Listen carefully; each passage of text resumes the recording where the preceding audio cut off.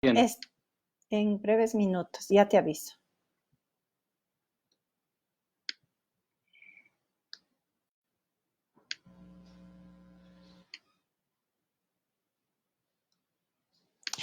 Estamos en este momento, estamos, Sebastián, hola, conectados. Vamos a esperar unos minutitos que se conecten varias personas. Saludamos en todo caso a los amigos y a las amigas que se van conectando. Si nos pueden avisar si está funcionando bien el audio, les agradecemos muchísimo.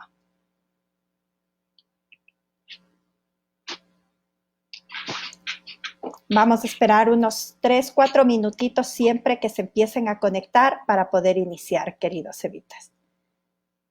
Seguro que sí.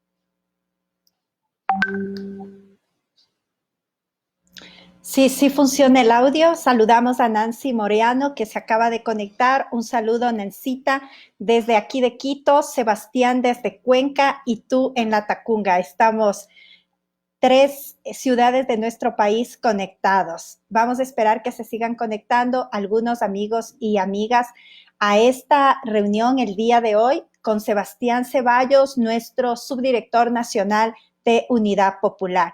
Se siguen conectando, me están avisando que se siguen conectando.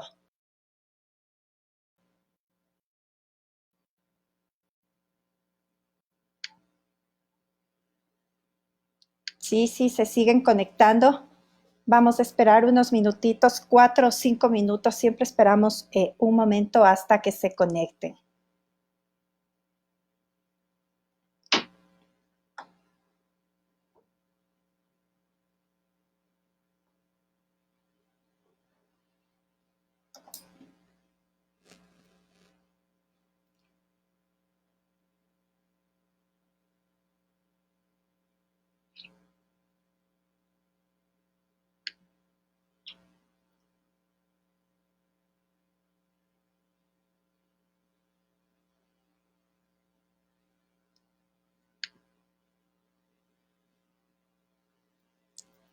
Había una pequeña interferencia, ya la resolvimos. Se siguen conectando. Bueno, Grupo Escala Sur de Guayaquil nos está saludando. Un abrazo, queridos compañeros, en estos momentos tan difíciles que estamos viviendo en el país y principalmente en la ciudad de Guayaquil. Desde Quito y desde todo el país les enviamos un fuerte abrazo. Silvia Chiquita, también te enviamos un abrazo. Está conectada en este momento. Vamos, se siguen conectando más compañeros. Marlene Tixilema, también desde La Maná. Te saludamos a nuestro querido compañero Edison Dele, concejal de Oña. Te enviamos un fuerte saludo. Estamos muy contentos del papel que estás jugando en este momento, en esta crisis sanitaria, en esta pandemia que atravesamos no solo el Ecuador, sino que atravesamos el mundo. Saludamos a todos nuestros amigos y nuestras amigas que se están conectando en este momento. Vamos a esperar unos minutitos e iniciamos.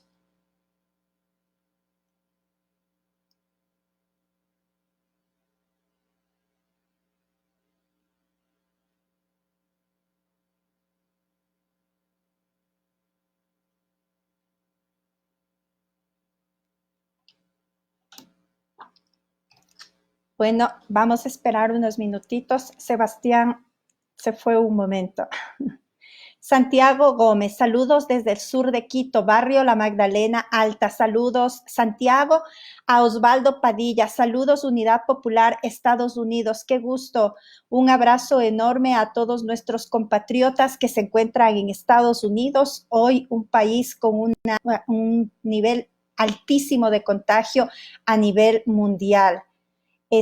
Saludamos también en este momento a Jaime Elías Chulde Sánchez, que se ha conectado también desde Nueva York. Saludamos al resto de amigos y amigas que se están conectando. Esperamos que se incorpore Sebastián e iniciamos el día de hoy con este conversatorio, con esta parte de la Escuela de Formación Política de la Unidad Popular. Saludo a todos y todas. Vamos a esperar unos minutitos, siempre nos demoramos un poquito hasta que se conecten varios amigos y amigas.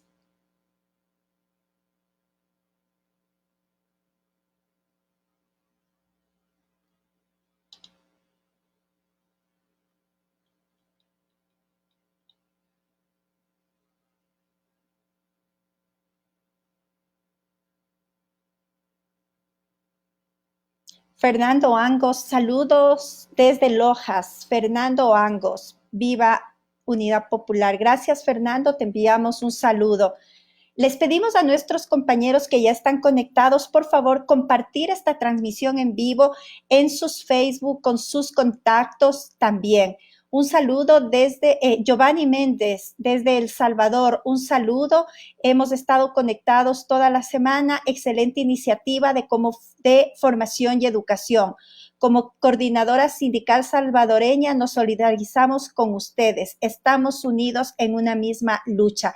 Gracias, Giovanni. Te saludamos desde aquí, desde el Ecuador, los pueblos del Ecuador, hermanados en este momento enfrentando esta pandemia. Bueno, les decía que nos conectábamos con Sebastián para poder iniciar este proceso interesante. El día de hoy hemos planteado hablar de un tema: historia y perspectiva desde las izquierdas en el Ecuador. Este tema está a cargo de nuestro querido compañero abogado Sebastián Ceballos. Él vive en Cuenca, es el subdirector nacional de Unidad Popular, tiene una importante trayectoria en el movimiento estudiantil secundario, en el movimiento estudiantil universitario, un investigador de temas de carácter social y económico en nuestro país. Y para nosotros es un placer, Sebas, contar contigo el día de hoy en este espacio de formación política online 2020 de la Unidad Popular, que le hemos denominado Quédate en casa y estudia también. Hoy vamos a hablar con Sebastián, ya les dije, acerca de la historia y las perspectivas de las izquierdas en el Ecuador, y la idea es que tú puedas hacer una intervención inicial de los puntos que consideres nos parece importante de pronto abordar la historia de las izquierdas en términos generales en el Ecuador y cuáles son los retos, las perspectivas en este momento de la izquierda ecuatoriana. En todo caso, Sebastián, tienes unos 20 minutos para desarrollar tu intervención inicial y posteriormente damos paso para que nuestros amigos y nuestras amigas que están conectados en este momento puedan hacer sus preguntas a través de esta red social. No sin antes decir, ¿no?, que ser de izquierda, los hombres y las mujeres que somos de izquierda, somos seres humanos que luchamos por el cambio social, que buscamos la equidad, que estamos comprometidos con nuestro pueblo por su emancipación política, económica y social. Es luchar por utopías, es luchar por mejores días. Sebastián, bienvenido a este espacio de Unidad Popular de Pichincha. Buenas tardes, amigos, amigas. Buenas tardes, Natasha. Quiero, en primer lugar, enviar un saludo fraterno, un abrazo, en realidad, a todas las personas que están en lo que se ha denominado la primera línea de esta batalla que estamos atravesando los ecuatorianos y ecuatorianas, a los profesionales de salud, médicos, médicas, enfermeros, enfermeras, a los trabajadores y trabajadoras de la salud, a todas aquellas personas que no han podido quedarse en casa precisamente por no detener el proceso de producción de este país. Creo que ellos se merecen el abrazo fraterno, la solidaridad y precisamente el reconocimiento de parte de todos y todas. expresarles también a todos los compañeros y compañeras que se conectan, a quienes luego verán también este video, digamos un abrazo fraterno y esperando que sus familias puedan enfrentar esto en las mejores condiciones. Sabemos que es un proceso bastante difícil. El día de ayer yo escuché con mucha atención a Paul y antes de ayer, en realidad he estado muy atento a lo que ha pasado en estos días con este proceso de formación y creo que todos los analistas que han pasado por este espacio han demostrado cómo en realidad para los países como el nuestro, como el Ecuador, es muy difícil enfrentar esta pandemia. Felicitarles también, y con esto quisiera terminar esta primera parte, a la Unidad Popular de Pichincha por este espacio que se ha generado, que me parece es muy importante en términos de compartir experiencias, de compartir algunos criterios, de poner a consideración incluso y de, ojalá incluso, organizar un debate y que esta conversación sea eso, una articulación de criterios, de puntos de vista, con respecto a algunas cosas que se han escrito y se han teorizado con respecto a la izquierda. Bien, para empezar, compañeros, compañeras, el tema, yo quisiera plantear lo básico, lo que creo que a veces aprendemos en el colegio, que nos enseñan cuando uno se pone a dilucidar, a discutir, a reflexionar qué es la izquierda, qué es la derecha, por qué le denominan izquierda a unos, por qué le denominan la derecha a otros, y revisando, digamos, en general, uno podría decir que este concepto proviene de cuando en 1789, en la Revolución Francesa, se decían al lado izquierdo del rey, estaban aquellos que se oponían al status quo, al normal desenvolvimiento de las cosas, digamos, por decirlo de alguna forma, y al lado derecho quienes apoyaban, respaldaban el rey, el sometimiento, las causas digamos, que empujaba en ese entonces el régimen del rey. De ahí se entendería, proviene esta división izquierda-derecha, pero es evidente que durante el transcurso, el desarrollo de la humanidad se han dado un sinnúmero de hechos políticos, sociales, que han configurado, digamos, estas dos expresiones. Hoy nos ha convocado Natasha, los amigos, amigas de Unidad Popular, para discutir el desarrollo o la historia de la izquierda. Y yo quisiera plantearles tres momentos, digamos, importantes, seguramente hay muchos más, pero para desarrollar un sinnúmero de ideas y entender el sinnúmero de ideas, el desarrollo incluso y la propia evolución de las izquierdas. Un primer momento caracterizado a partir de 1917, digamos, el advenimiento de la revolución de los soviéticos, de los rusos, en aquel rincón del mundo, que digamos, como decía Lenin, abrió precisamente el espacio para un conjunto de transformaciones o de revoluciones en el mundo. Abrió este paso en el ámbito de la izquierda para la conformación de lo que se denominan los partidos comunistas, entendidos como, digamos, esa nueva forma de organización de la clase obrera y de las clases más avanzadas de la sociedad. Esta organización que, digamos, se teorizó a partir de lo que fue la toma del poder en la Unión Soviética, ustedes conocerán, incluso aquí ya se han planteado algunas experiencias, digamos, de lo que sucedió en la Unión Soviética, de un programa de gobierno específico que se dio en la Unión Soviética, de una forma de entender y concebir la soberanía que nos produjo y que nos trajo la Unión Soviética, de adelantos en el tema de la tecnología, de la educación, de la salud, que propuso y realmente generó una gran revolución en términos incluso de los conceptos, de las teorías que hasta ese entonces se discutían en el mundo entero. El impacto de la Revolución Rusa es hasta ahora asumida por varios teóricos, incluso por teóricos propios de la burguesía u organizaciones socialdemócratas como tal. Este impacto, podríamos decir, se reúne en que se reconocieron, o a partir de eso se reconocieron los derechos económicos, los derechos sociales, el desarrollo en el ámbito de los derechos de las mujeres, una nueva organización y formulación del Estado que hasta ese momento no existía ni en Rusia ni en ninguna otra parte del mundo. Se reconoce y se eleva, digamos, como una, digamos, posibilidad de administración del Estado al socialismo, y este concepto que evidentemente irrumpía en el mundo entero y que hasta el día de hoy es discutido por varios teóricos y casi en todas las universidades del mundo, sean estas públicas o privadas. Esto, insisto, desde el ámbito de la organización política como tal, abrió la posibilidad de que se denominen, se organicen las organizaciones o los partidos comunistas. Digamos, si uno toma 1917, y lo asemeja o lo traslada a Latinoamérica, y específicamente al caso ecuatoriano, estas ideas que se dieron en la Revolución Rusa de 1917 aterrizan en las huelgas obreras de 1922 en Guayaquil y en general en todo el país, aterrizan en lo que se denominó las primeras organizaciones obreras, sobre todo asentadas en Guayaquil. La primera gran confederación obrera se conoce la Confederación Obrera del Guayas, que era una articulación de varios sindicatos de maestros, panificadores, de varias organizaciones, incluso hasta ese momento artesanales por el desarrollo del capitalismo, dio paso a que en 1920, si la memoria no me falla, se haya hecho el primer Congreso Obrero del Ecuador, donde se empezaron a discutir precisamente estas ideas de izquierda, estas ideas revolucionarias que provenían en este caso de Europa. También en el ámbito del movimiento indígena y campesino se dieron revueltas que eran parte del desarrollo y de la incidencia de las ideas de izquierda, de las ideas revolucionarias. Se conocen varios, por lo menos entre 1920 y 1925, levantamientos indígenas y campesinos que se dieron en contra del Guasipungo, en contra de la gran hacienda en la serranía, sobre todo ecuatoriana. El Ecuador era un país que vivía un boom cacaotero, y por lo tanto se empezó a desarrollar lo que se denomina la clase obrera, sobre todo esta clase obrera agroexportadora que se empezaba a dar en la costa del país. Nosotros reconocemos, levantamos las banderas, o inclinamos, mejor dicho, las banderas reverentes ante lo que fue la primera gran movilización y sobre todo la respuesta que tuvo el Estado ecuatoriano en ese entonces frente a la gran primera movilización obrera y la matanza obrera del 15 de noviembre de 1922, y la posterior organización del Partido Socialista y el Partido Comunista en el Ecuador en esa década, ¿no? Es decir, estamos hablando de este boom que tuvo el impacto concreto, es una primera ola de organizaciones políticas que se crearon en América Latina y en general que se crearon en el mundo. Bien, pasemos rápidamente por el tema del tiempo.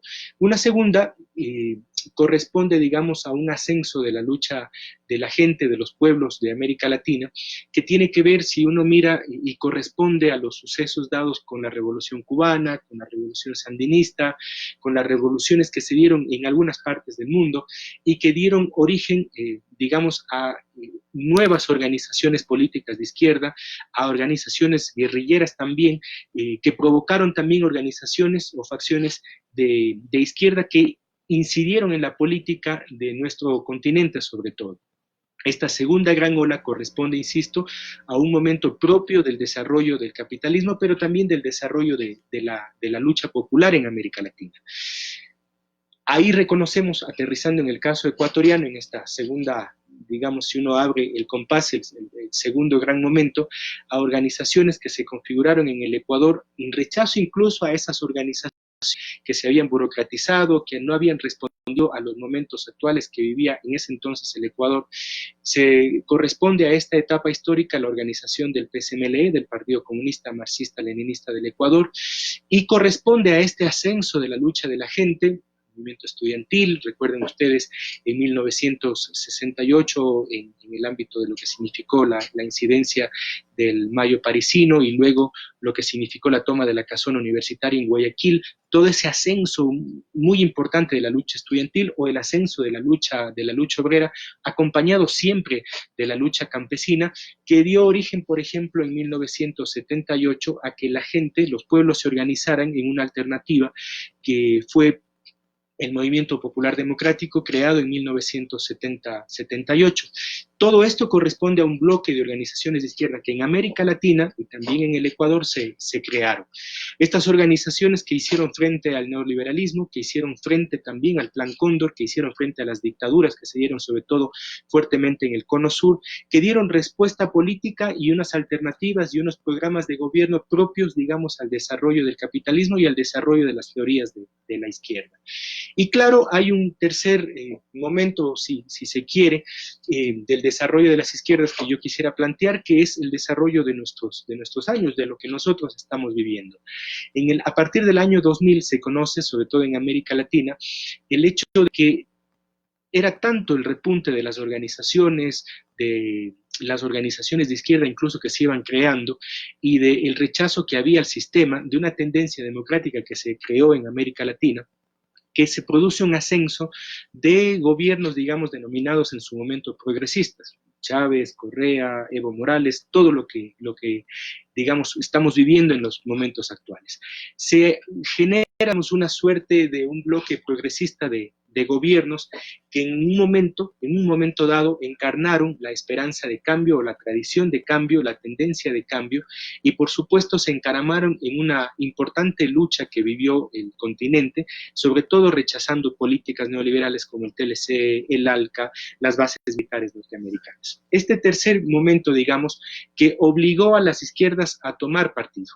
Hoy, en el momento actual, lo que estamos viviendo los militantes de Unidad Popular es precisamente un debate con esos profundo, teórico, importante, de puntos de vista, de planteamientos que espero desarrollar el día de hoy, con respecto a este bloque de organizaciones políticas, en el caso del Ecuador, denominadas Alianza País, o ahora Revolución Ciudadana, o denominado el Movimiento al Socialismo en Bolivia, o denominado, digamos, Morena en el caso mexicano, y otras organizaciones que corresponden, digamos, a esta suerte de organizaciones progresistas que llegaron en algunos países al poder. Gobernaron una buena parte de América Latina, Brasil, que es uno de los países más importantes, y ahora México, y creo que este es un debate muy instalado que vamos a desarrollar. Corresponde a esto, y con esto quisiera un poco cerrar esta primera parte, a esta época, a nuestra lucha actual, la Organización de Unidad Popular. Nosotros debemos recordar que en el año 2015 el gobierno de Correa eliminó al MPD, y, digamos, en esas condiciones, algunos han dicho incluso a lo mejor, o en muchas cosas más adversas a los que se vivieron en la primera etapa o en la segunda etapa, esta del cual hemos hablado, la configuración de Unidad Popular como una alternativa y organización de izquierda. Quiero abrir un paréntesis que es no un paréntesis, digamos una parte del análisis que es muy importante. En medio de todo esto, y en medio sobre todo de la disputa contra el neoliberalismo en la década de los 90, se reconoce en el Ecuador al primer, digamos, el levantamiento indígena del 90 y luego la creación de Pachacuti en el año de 1995, que es parte, digamos, del reconocimiento de la identidad y sobre todo, pero de un punto de vista frente al Estado y de un programa de gobierno frente al Estado que reconocía a las nacionalidades indígenas del Ecuador, esto que se ha denominado, digamos, Pachacuti, que es una organización fraterna, por supuesto, y que es parte, digamos, de la construcción de esta tendencia de cambio. Como corolario final, digamos como resumen y conclusión, las izquierdas han tenido y han pasado por varios procesos históricos y varios lapsos que han podido y han generado seguramente teorías, programas que han correspondido precisamente a momentos históricos de la vida del país. Desde el ámbito de la Unidad Popular, de la izquierda revolucionaria, hemos tenido en estos años, vamos a nuestro quinto año de fundación, a la posibilidad de enfrentar en su momento a un gobierno, digamos, denominado progresista, que como vamos a ver a continuación, tuvo sus propias lógicas y una propia apuesta, un propio programa, y hemos tenido ahora la capacidad también de enfrentar a un gobierno, digamos, neoliberal, que es lo que está pasando, lo que está viviendo nuestro país.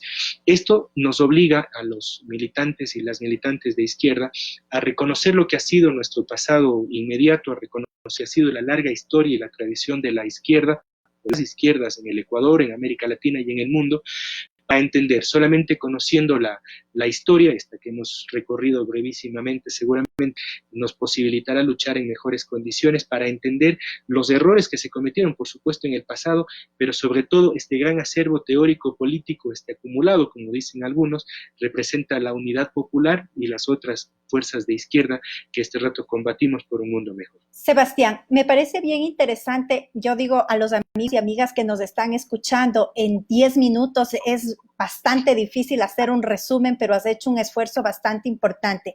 Sin embargo, bueno, esta es la historia.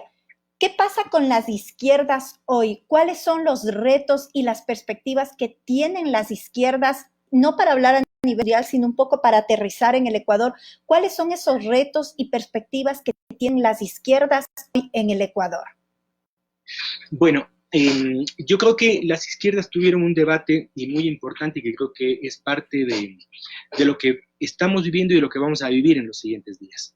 Hay una disputa muy importante ideológica con quienes han promovido lo que se denomina el socialismo del siglo XXI, con quienes han promovido una suerte de organizaciones, entre comillas, de izquierda o enmascaradas de izquierda, que han tenido un programa propio, unas lógicas propias y que han gobernado varios países de América Latina. Alianza País, u hoy lo que conocemos Revolución Ciudadana, es la expresión concreta de de eso. Y es un fenómeno distinto, es un fenómeno nuevo. Alguien decía, a las izquierdas nos cambiaron las preguntas, y por lo tanto es necesario el desarrollar las nuevas respuestas para enfrentar este fenómeno político denominado de los progresismos. ¿Qué es lo que han planteado los progresismos en una suerte de disputa política y para entender las diferencias conceptuales que nosotros tenemos? Han planteado, por ejemplo, y han puesto al centro el tema de un Ecuador soberano, dicen ellos. Yo de hecho tengo y quisiera leerles un trocito muy pequeño del programa de gobierno de Alianza País del año 2017. Ellos hablan de contribuir y fortalecer el sistema multilateral y la democratización y eficiencia del sistema de Naciones Unidas. Continuaremos cumpliendo todos los compromisos internacionales que hemos suscrito en materia de derechos humanos, en materia del internacionalismo humanitario, hablan ellos. ¿Qué se puede concebir? Si uno lee así en términos generales y rápido, dice, yo me adhiero a esas tesis. Pero cuando ellos hablan de multilateralismo, ¿qué es lo que ellos entendieron en el ámbito de las relaciones internacionales y qué es lo que dista de las posiciones realmente de izquierda? Para Alianza País, para estos socialistas del siglo XXI, entre comillas, para estos gobiernos progresistas, ellos entendieron que evidentemente había una disputa con el imperialismo. Y dicen ellos, para suerte de equiparar, era necesario abrir los mercados, por ejemplo, potencias como Rusia, China e Irán. De hecho, parte de esto fue el concepto de crear los, digamos, esta alianza, mega alianza entre los países no alineados específicamente con la política norteamericana, Brasil, Rusia, China, que generaron en el caso de América Latina una especie de competencia con lo que significó o siempre fue en la década de los 90 el patio trasero de los Estados Unidos. Los chinos vinieron sobre todo a generar entre comillas, vamos a aclarar eso, que significaron pasar del 5 o 6% en el caso ecuatoriano en la época del correísmo a pasar a tener inversiones entre el 20 y 22% en el caso ecuatoriano. ¿Qué es lo que hizo el gobierno de Alianza País? Sobre texto de este tema del multilateralismo, decirles a los chinos, vengan, tomen nuestros recursos naturales, nos endeudamos con los chinos, entregamos nuestras riquezas naturales a los chinos, con pretensiones distintas a las del Fondo Monetario, cambiamos todo, pero para no cambiar absolutamente nada. Lo que nosotros entendemos, una renegociación de la dependencia, que es lo que hicieron los gobiernos estos denominados alternativos. ¿Es diferente entonces negociar con los norteamericanos que negociar con los chinos lo que significa la soberanía nacional? Seguramente sí, pero está siempre al centro la explotación de los recursos, el saqueamiento de la patria, de los recursos del país. Esto lo hacen y lo convocaron y lo hicieron discursivamente con el tema de la soberanía. Era muy frecuente escuchar a Correa decir, ahora las inversiones chinas van a generar el desarrollo del país. Y yo voy a poner un solo ejemplo. En el caso de uno de los contratos más lesivos que se hicieron en el país, en el gobierno de la Revolución Ciudadana, fue la entrega de los recursos mineros o de los yacimientos mineros. Uno, sobre todo, Ecuacorrientes, donde se le entrega a los chinos la posibilidad de explotar y dejar regalías por el 15%, por lo que representa el 15% del total de la extracción minera. Es decir, da lo mismo hacer un contrato con los norteamericanos que hacer un contrato con los chinos, porque se llevan la mayoría de la riqueza nacional y le dejan al país las migajas. Otro contrato que expresa la renegociación de la dependencia. Hoy la deuda externa, que se habla de la deuda externa, y le escuché esta parte también a Diego Borja en los análisis que hizo en Unidad Popular Pichincha, decía, la deuda externa con los chinos representa más o menos el 18% del total de la deuda externa, de la deuda ecuatoriana. ¿Cuáles son esos contratos que se hicieron con los chinos? Bueno, los chinos nos prestaban la plata, pero con las condiciones de que ellos construían con esa plata se hicieron las hidroeléctricas. Incluso se dice que tras bastidores estarían ellos atrás de las concesiones de Sopladora, por ejemplo, una hidroeléctrica que construyeron las empresas chinas. De las 8 hidroeléctricas que se construyeron en la época de Correa, 7 fueron construidas por los chinos. Es decir, era entregarles absolutamente todo. Y ya conocemos los consabidos sobre precios, la corrupción que han habido en todo este tema. ¿Esa es una herencia radical que tenemos con los denominados progresistas? Sí, por supuesto. Y yo quisiera señalar otra, Natasha. Tenemos una diferencia radical precisamente con los progresistas y los denominados socialistas del siglo XXI. Ellos hablan de equiparar, dicen, al ser humano con respecto al capital. y hablan incluso de un desarrollo y de una redistribución de la riqueza que se habría producido en las épocas donde gobernan Lula, Kirchner, Correa. Y de hecho, esa es una verdad relativa que se convierte en una mentira que cae por su propio peso. Voy a demostrar por qué. En realidad lo que pasó en el Ecuador, hubo sí una mayor inversión, sobre todo en los primeros años de Correa, en el ámbito de educación, en el ámbito de salud. De hecho, la masa salarial, es decir, todo el componente, todo el salario, si tú sumas todos los rubros salariales de trabajadores, empleados públicos, creció en el Ecuador. Eso es verdad. Pero de la misma forma, hubo una concentración mayor de los grupos económicos que tiene el país. Y eso es lo que no comentan, eso es lo que no dicen los progresistas en este debate, y que creo que hay que enfrentarlo, y que creo que hay que decirlo, y creo que hay que ponerlo al centro. Fíjate tú, y te voy a dar un dato.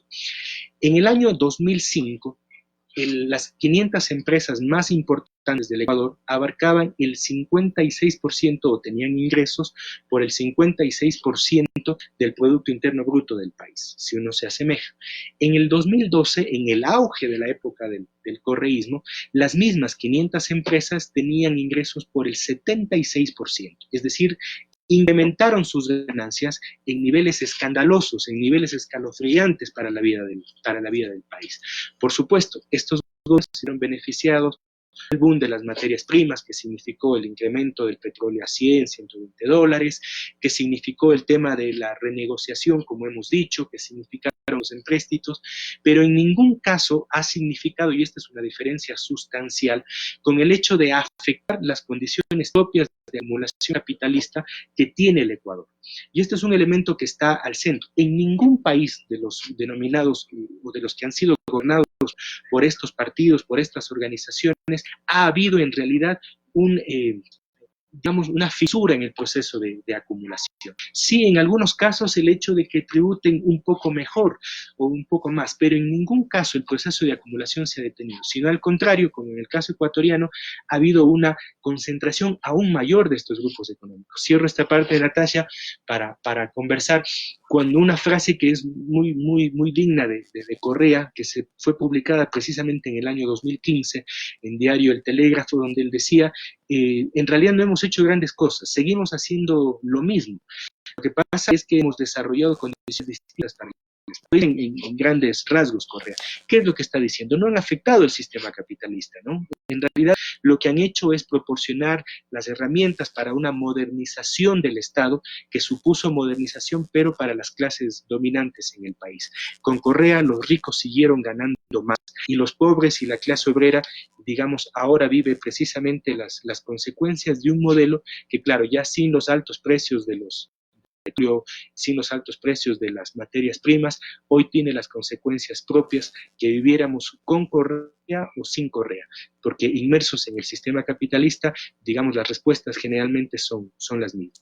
Una cosa que es muy importante tomar en cuenta cuáles son estas diferencias, y definitivamente es trascendental discutir, porque uno de los aspectos que se planteaba es que vivimos en un socialismo, etcétera, cuando todos sabemos cuáles son las características o la característica fundamental del capitalismo es la producción social de la riqueza y la apropiación individual. Es decir, en palabras sencillas, en el capitalismo todos producimos la riqueza, pero un grupo pequeñito se apropia de la riqueza, mientras que en el socialismo hay una producción social de la riqueza y una distribución social de la riqueza. Todos producen la riqueza y el Estado se encarga de distribuir en igualdad de condiciones esa riqueza. Entonces, queda claro con esta explicación que tú acabas de hacer que evidentemente en el Ecuador no vivimos el socialismo, sino que hubo más bien un fortalecimiento del sistema capitalista, y que obviamente continuaba la propiedad privada, continuaba la explotación del hombre por el hombre, la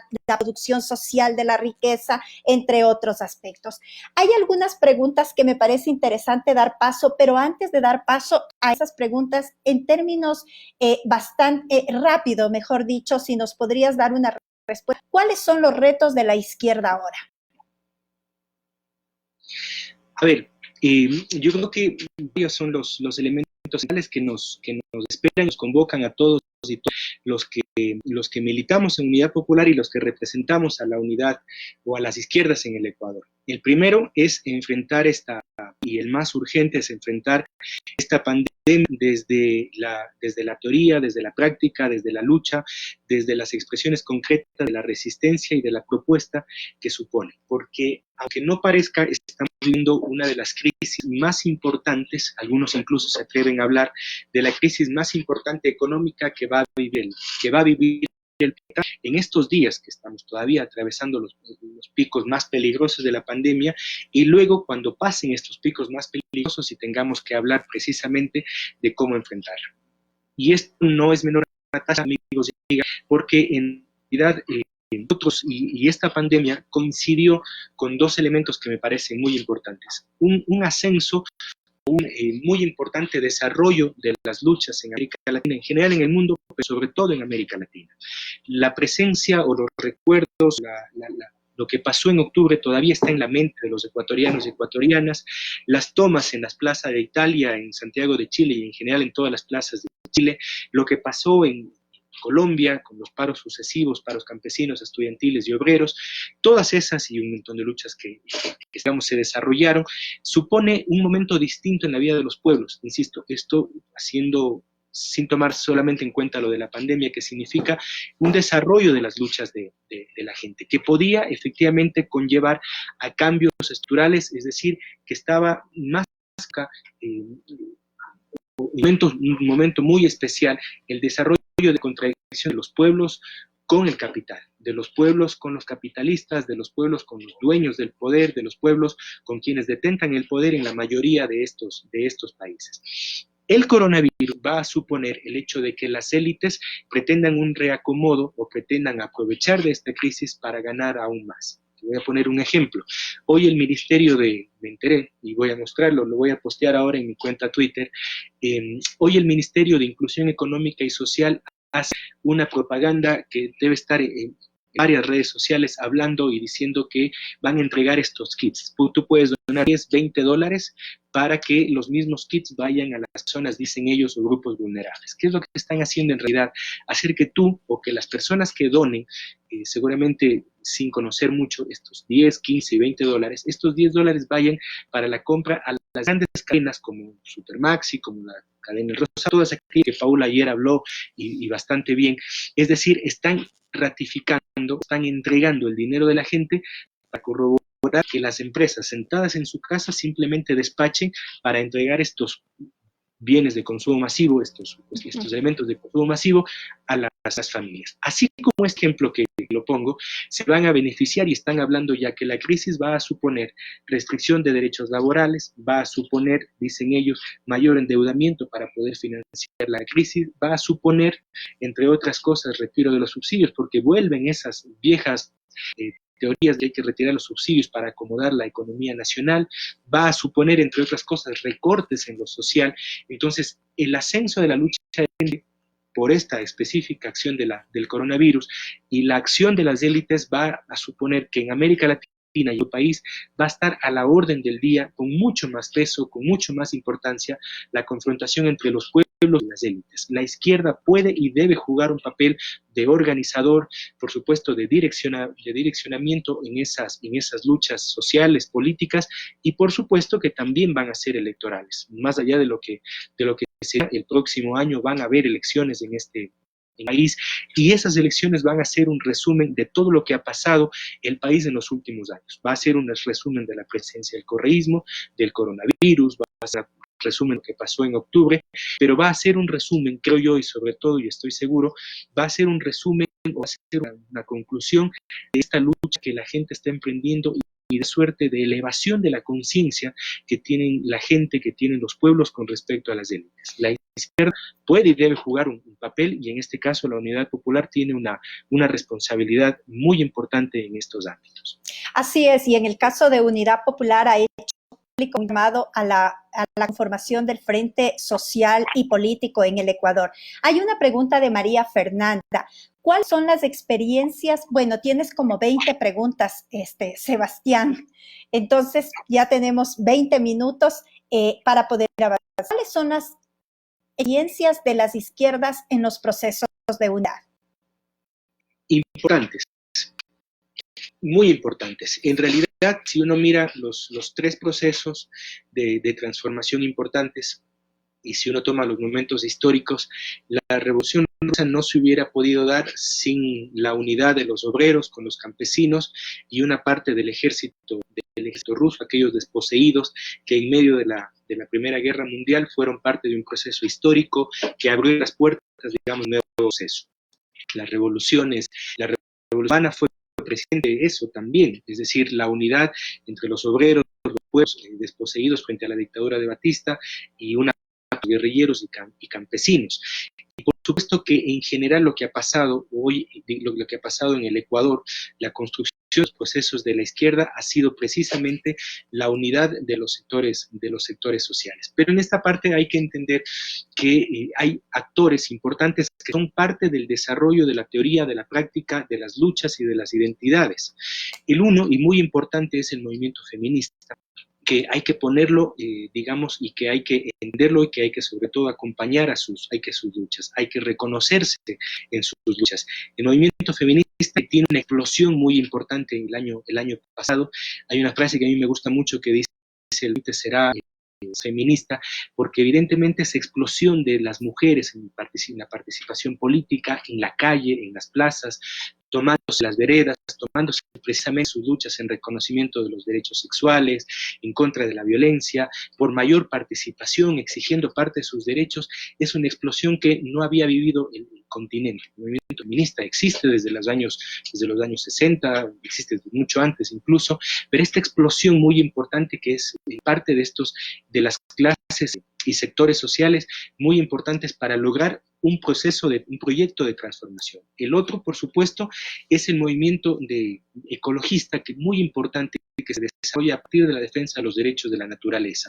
El punto número, yo quisiera recordar, 5 del tema de gobierno de unidad popular, tiene que ver precisamente con los derechos de la naturaleza. Y hay un movimiento ecologista en defensa de la tierra, del agua, que se está desarrollando y que abarca jóvenes, que abarca comunidades campesinas, que abarca comunidades indígenas. Estos, como seguramente otras articulaciones importantes que son parte, digamos, de la unidad para un proyecto realmente de transformación política en el país. Y no me refiero solamente a un proyecto electoral, sino me refiero a un proyecto de transformación para el país. Por supuesto, están al centro hoy más que nunca la clase obrera que va a enfrentar y que va a ser seguramente la que va a los embates, digamos, de esta nueva andanada de las élites por recobrar, por retomar las derrotas, las pérdidas políticas y económicas que van a tener, y por supuesto el movimiento indígena, que ha dado demostración de articulación, que ha dado demostración de resistencia y que ha dado una demostración de tener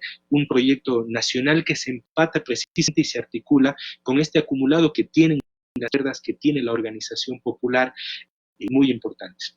Yo, por supuesto, no dejo de lado de las organizaciones sociales populares que más allá de que el neoliberalismo o los progresistas o los progresivos intentaron invisibilizar o intentaron eliminar, todavía existen las ligas barriales en el sur de Quito y son mayoritarias y tienen más presencia a veces que los cabildos de Quito o que el municipio de Quito. A veces las ligas barriales hacen mucho más teniendo mucho menos presupuesto. La FEWE o la FESE hacen mucho más a veces que las organizaciones y consejos directivos de facultades y de colegios. Es decir, son organizaciones que están presentes, que son parte de la historia de nuestro país. Todas esas que son parte, insisto, de un proyecto de revolucionario, un proyecto de transformación para nuestro país y, por supuesto, que Unidad Popular aspira, plantea, promueve la unidad de todo el espectro social y, por supuesto, de las izquierdas. Y, por supuesto, en las transformaciones que ha vivido el mundo han jugado un papel fundamental en los pueblos a través de distintos mecanismos de organización. Alexander nos dice, ¿el reparto de la riqueza es lo que diferencia a la derecha de la izquierda, Sebastián? Repite la pregunta que no te escuché. ¿El reparto de la izquierda es lo que diferencia a la derecha de la izquierda? ¿El reparto de la riqueza es lo que diferencia a la derecha de la izquierda? Por supuesto. Yo tengo aquí, y Paul lo hizo público ayer, y quisiera yo mostrarles, les preparaba, un poco lo que ha sido el año 2019, el año que cerramos, con un gobierno como el régimen de Moreno, que es en esta partecita, la continuación de lo que fue el gobierno de Correa. Esta, que les voy a mostrar a continuación es el dato de las 500 empresas más importantes que tiene el país, los ingresos que tienen anualmente el país. Primero está la corporación La Favorita, con ingresos por más de 2.400 millones de dólares en un año, ingresos, 2.400 millones de dólares. Es decir, una sola empresa recauda el 2.4% del PIB. Una sola empresa en sus ingresos se acerca al total de lo que el gobierno destina para salud, y destinó para salud. Una sola empresa, sus ingresos. Esta es la dicotomía, la diferencia, y significa el capitalismo en pleno. Viva, y significa, no es que la corporación La Favorita es ahora más de la con Correa.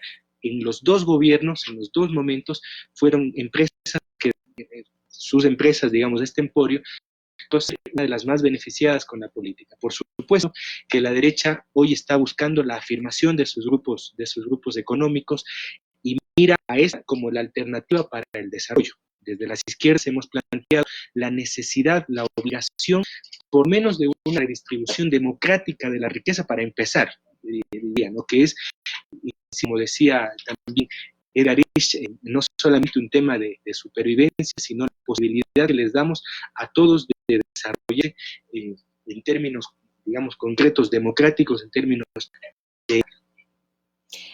Una cuestión importante, quiero aprovechar este espacio para saludar a César Vuelva, que se ha conectado, que fue el primer indígena de Ecuador, del Movimiento Popular Democrático. Me parece interesante plantear este aspecto porque determina bastante cómo hemos trabajado. Saludar a Jessica González, directora provincial de Unidad Popular del Oro, y nos dice, la lucha de clase continúa o sin coronavirus. Y una pregunta de Juan Elías Chulde, dice, compañero, en el caso ecuatoriano, esta diversidad de organizaciones, este resurgimiento de un sinnúmero de movimientos, ¿ha ayudado para el fortalecimiento de la izquierda revolucionaria?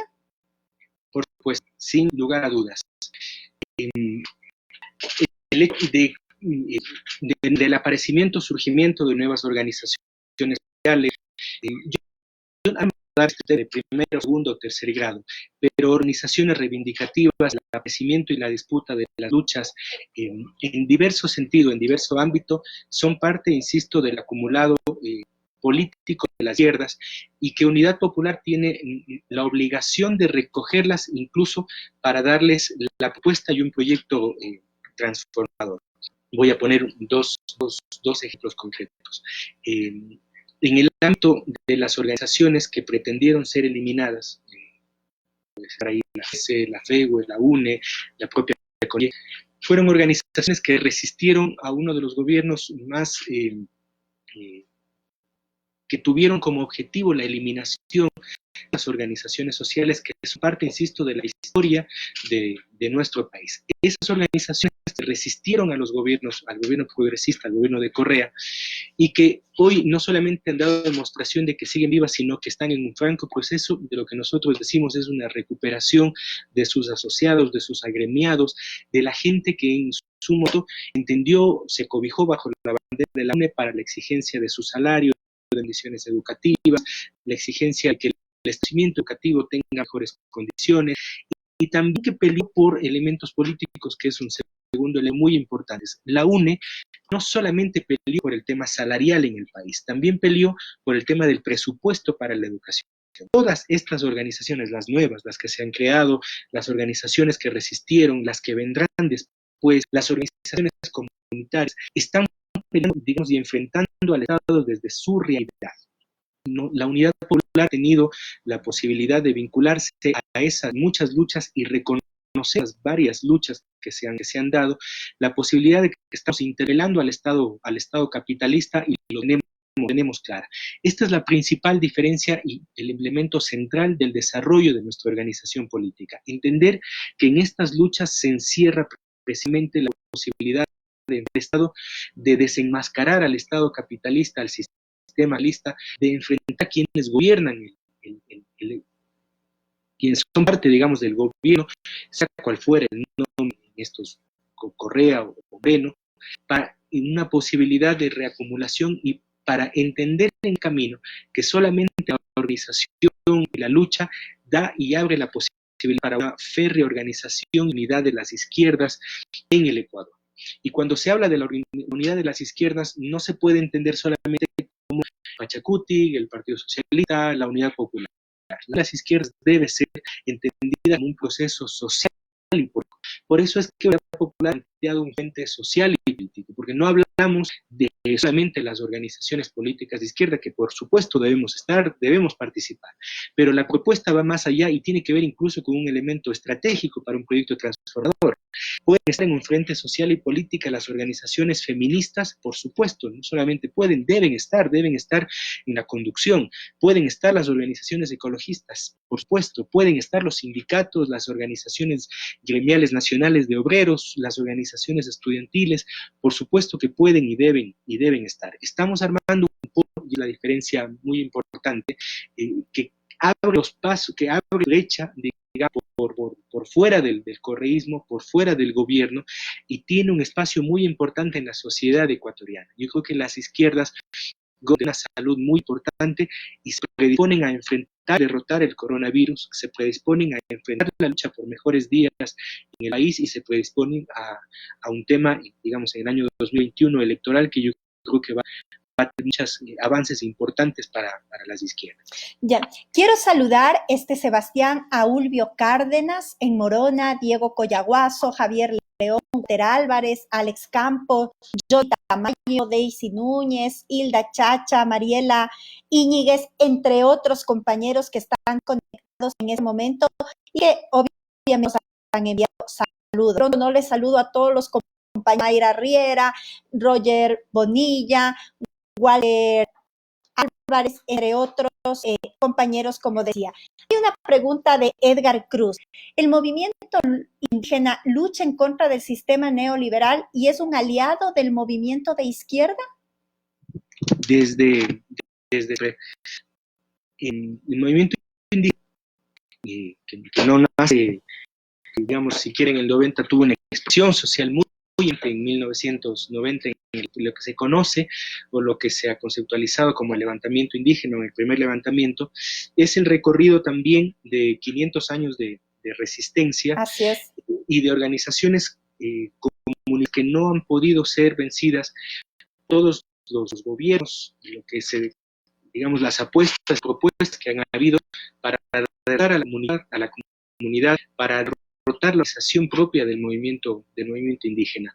Nosotros tenemos mucho que aprender del movimiento indígena en términos de su organización, de la capacidad de movilización que tiene, y cuando digo movilización no solo me refiero a poder estar en la calle para enfrentar a un gobierno. Cuando me refiero a movilización me refiero a la capacidad asamblearia que tiene de discusión, de resolución de conflictos. Incluso el movimiento indígena ha tenido la capacidad de preservar y desarrollar indígena ha tenido la capacidad de desarrollar y preservar sus lenguas, su territorio, y hoy incluso de preservar y desarrollar los saberes y una educación propia del movimiento indígena. De hecho, yo creo que en Ecuador un proyecto de transformación no puede ser posible sin una participación activa de en general las 15 nacionalidades, los pueblos y los pueblos indígenas del país. Tenemos mucho que aprender de ellos y tenemos la gran posibilidad de que ahora, a partir de octubre, digamos, se ha puesto al tapete lo que significa el desarrollo en las luchas, ese acumulado histórico en la lucha que tiene el movimiento indígena. También del otro lado, se ha puesto en tapete el tema del racismo, se ha puesto el tema de la acusación a sus dirigentes. Yo recuerdo que al finales de octubre, uno de los diarios, que no voy a decir el nombre del país, sacó que Vargas tenía avionetas, que Issa tenía 5 casas y que Yaco era propietario de empresas mineras. Ni de ellos ha comprobado, digamos, este diario no ha podido comprobar hasta ahora que tenga avionetas, ni inmuebles, y tenga pequeñas empresas mineras, porque hay que entenderlo así, una ofensiva mediática de las élites, por supuesto las redes, que expresa el racismo pero bien supone la posibilidad o el objetivo de eliminarlos o mediatizar como fuerza política. Esto lo ha tenido las izquierdas durante toda la existencia. Hoy a lo mejor el principal blanco es el movimiento indígena y también es una actividad revolucionaria de rechazar esto y sobre todo creo de poner en su sitio, en el sitio que le corresponde a la historia y papel del movimiento indígena y hoy más que nunca la posibilidad, insisto, de un proyecto de promoción. Hay una frase muy linda que ha planteado la CONAIE que es nada solo para los indígenas y creo que recoge eso o cierra hace muy sencillo o una consigna muy sencilla, la de que el movimiento indígena está en un proyecto de transformación real.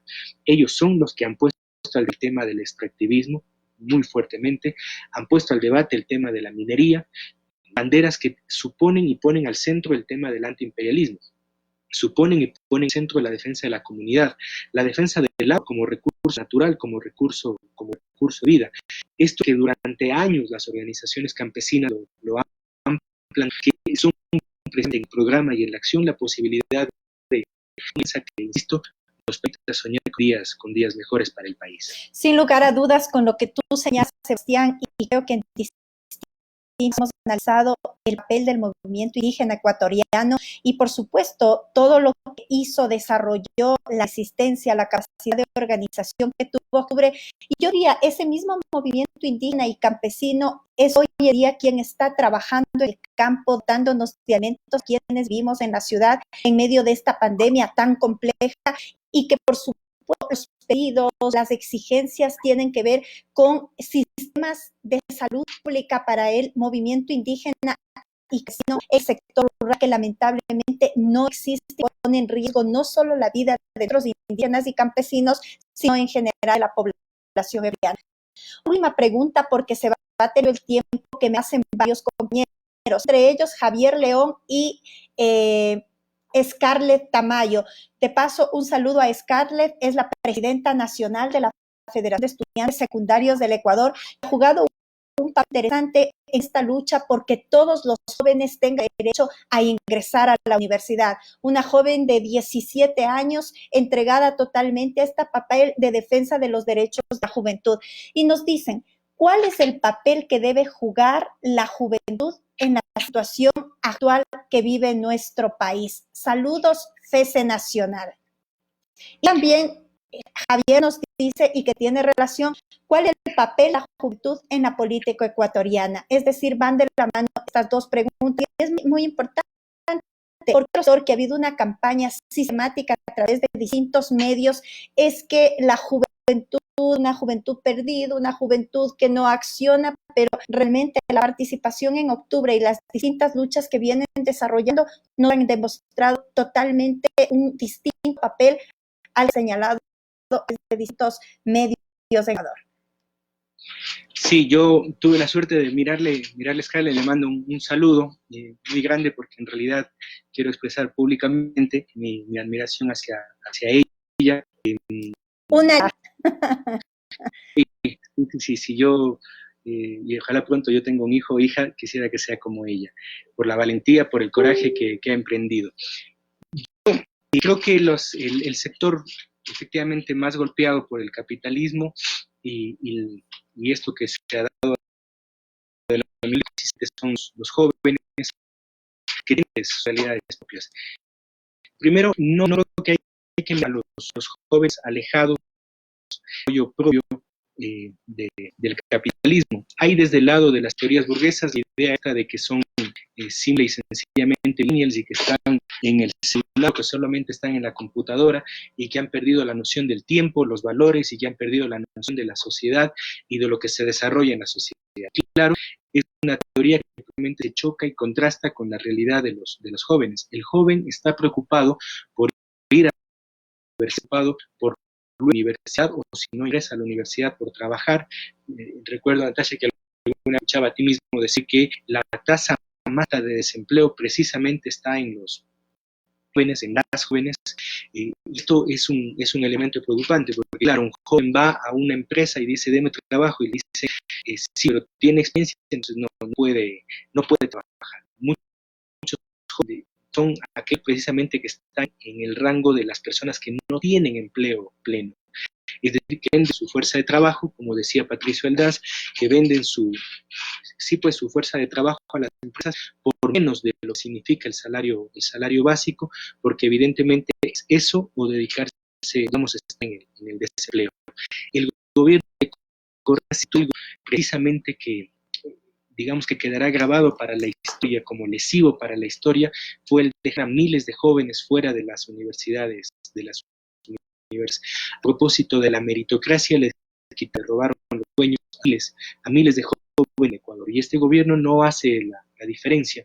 No hay las 40 universidades, no hay el recambio en términos de abrir las universidades, no hay, digamos, un programa distinto en términos de entender a la educación como una fórmula precisamente para enfrentar su desarrollo, una fórmula para enfrentar la crisis que vive nuestro país. Los jóvenes hoy tienen más que nunca la posibilidad, la necesidad de ser parte de un proyecto de transformación, sin mirar el tema en ese momento biológico como tal, pero sí mirando que esa edad biológica te tiene y te posibilita ser distinto y tener esa rebeldía que por ahí a los que ya no somos tan jóvenes, tú como yo. Bueno, yo estoy siendo joven, no sé si tú. Esa audacia que teníamos en su para enfrentar los problemas de la vida y los problemas de la organización popular con razón, es decir, esa posibilidad de arriesgarse sin mirar, incluso que mirar, pero hacerlo responsablemente. Y qué bueno que Scarlett esté escuchando, porque creo que ella es un reflejo de lo que estamos hablando, es decir, ser dirigentes responsables, como decía Che, sin perder los sueños, tener la responsabilidad de emprender un proyecto de transformación para el país. Aquellos jóvenes que están organizados en Unidad Popular, organizaciones juveniles reales, organizaciones estudiantiles como la FESE y la FEWE, creo que nos están demostrando. Y otro papel la necesidad que tienen los jóvenes es estudiar mucho. Cuando me refiero a estudiar es, sí, estudiar la educación aquí en el colegio, pero sobre todo estudiar la cultura, aquella que ha sido parte de los. Si yo pudiera regresar en el tiempo y tuviera la máquina del tiempo, lo haría para leer más y discutir más, teorizar más, en términos de que precisamente ahí está la rica historia de nuestro país y del mundo, y aprender cómo esas luchas están reproduciéndose hoy en el mundo. Y lo tercero es vivir intensamente, precisamente todos los días. Esa es una de los jóvenes. La Natasha y yo ya nos levantamos días más cansados, lo que no hacen los jóvenes. Yo a la edad de Scarlett, de viajar casi todos los días en bus y sin cansarme. Si ahora irme a Quito ya me hace asarme, y eso es lo que nos enseñan los jóvenes en su práctica revolucionaria. Hay que ser muchos más y hay que multiplicar a los jóvenes en Unidad Popular y en las organizaciones sociales. Esa es determinante para la victoria final, es un determinante importantísimo para la victoria final. Sebastián, yo agradecerte mucho por permitirnos compartir contigo, que ha sido muy importante. Estamos muy interesados en continuar este proceso de formación, de debate con nuestros compañeros. El día de mañana les vamos a esperar a las 5 de la tarde en este mismo espacio para seguir debatiendo y para seguir conociendo temas que son de interés. Como diría el Che Guevara, ya que le nombraste, hay que endurecer, pero sin perder la ternura jamás. Un saludo a todos los compañeros y las compañeras. Por favor, quedémonos en casa, busquemos solidaridad, sigamos exigiendo a través de distintos mecanismos que el gobierno atienda a las personas que no tienen recursos económicos, a los trabajadores autónomos, a las personas que empleo, a ese 1,5 millones de hombres y mujeres que son jefas de hogar y que tienen condiciones muy difíciles en estos momentos. El único mecanismo para vencer esta pandemia es quedarnos en casa. Pero quedarnos en casa necesitamos que el gobierno garantice alimentación, medicinas y otros elementos adicionales para los sectores más populares. Un abrazo a todos y todas. Nuestra solidaridad. Nos enteramos ya el día de hoy que el fallecimiento de nuestro compañero vicealcalde de Salitre fue porque estaba contagiado de COVID-19. Un abrazo a los compañeros de Salitre, un abrazo a nuestros compañeros de la provincia del Guayas, Hay muchas cosas por alcanzar, jóvenes, hombres, mujeres, los distintos sectores, compañeros y compañeras que nos escuchan. Les enviamos un fuerte abrazo a nombre de Unidad Popular. Gracias, Sebas, por este espacio con nosotros. Chao. Un abrazo y muchas gracias. Chao.